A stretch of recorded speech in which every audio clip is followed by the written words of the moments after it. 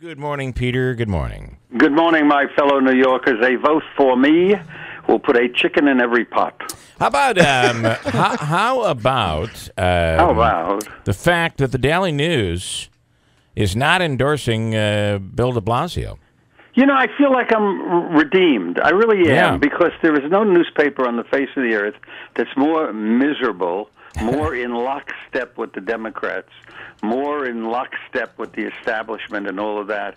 And for them to come out with an editorial saying, don't vote for this bum de Blasio, it's fantastic. I feel like I've been redeemed somehow. Of course, it's meaningless because the guy's going to walk away with the election because it's so fixed, it's unbelievable. How about the New York Times calling anyone who is against Robert Mueller's investigation of Trump a Nazi? Yeah, this is all my week for my own perfect peeves against these different publications. Yeah. That's what the Times said. And, I mean, who are they to say such a thing? It's ridiculous. They are the most slanted. Well, no, they're not the most slanted. CNN is the most slanted. But, again, everything is anti-Trump, anti-Trump, anti-Trump. It goes on and on and on. Yeah. So, unfortunately, we have three rags in New York City because I haven't attacked the Post yet. But they're terrible newspapers. They really are. The only place we can find the truth is on your show. Yeah, when you're on, by the way. Right. Yeah. So how about the story of these two husky men? And I'd rather have you tell this story. These two husky men in civilian shirts, and they're taking a refrigerator out on a hand truck. What's going on? Yeah, I was waxing poetic when I put that on the website. What happened is that, you have subsidized housing in New York. It's called the projects. The rent is determined by your income and the number of people in your family. Yeah. And generally, they're crappy places. The ones in New York really aren't too bad. If you really want to see something terrible, go to Los Angeles or Detroit. So the New York ones are run pretty well, but they've been known for their lack of security.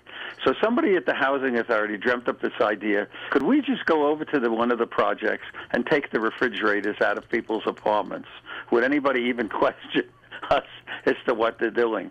So these guys in regular street clothing went over to the projects and started taking refrigerators out of people's apartments, and loading them onto a truck and driving away. Nobody said a word. No security person. The tenant said, well, I guess that's going on and everything. Yeah. And, of course, it turned out to be a test of the security system, which obviously they failed. However, I have an offer for your listeners. If anybody needs a refrigerator, I have a couple that fell off the truck. I mean, you're really going a long way to test security.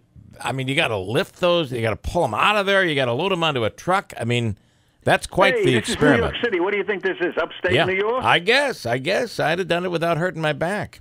How about Chris Christie's wife? She gets a ticket. Yeah, I think that's really great. I mean, I don't know anything about the lady. I don't dislike the lady. I don't know anything about the lady. But it's always great when the mighty have fallen. And he, as a matter of fact, if memory serves me correct, he really pushed that no talking on the cell phone deal in New Jersey. So it's kind of really nice that she got one for talking on the cell phone. Yeah. But can you imagine a New Jersey state trooper having the courage to write out the ticket? That's pretty good. I'm proud of him. If he was in good standing, do you think she would have gotten the ticket? You mean if there was no bridge gate and there I mean, the whole pictures of him on the beach. Very cynical of you, but very correct. Yeah. One more. Congresswoman Yvette Clarke wants to burn down that, that Robert E. Lee house. She is such a bum. It's unbelievable. With all the thing about the statues, I got the book about Robert E. Lee. The man was fantastic, okay? He was on the wrong side. And as I read this book, if it wasn't for him, the country wouldn't have come back together. Slavery would have been recharged and started all over again. The guy is a real American hero, and to start pulling down his statues and getting rid of his house is ridiculous. Anyway, at Fort Hamilton in Brooklyn, if any of you nice listeners happen to be visiting New York and you get out to Brooklyn, if you go to Fort Hamilton, it's on the Army base, there's the house that he lived in. And she wants to... he's become my hero. She wants to burn it down. Peter, great stuff. It's Gabby.com. Somebody asked me, is that tour really worth doing? My answer is absolutely. It's Gabby.com for details. Peter, thanks.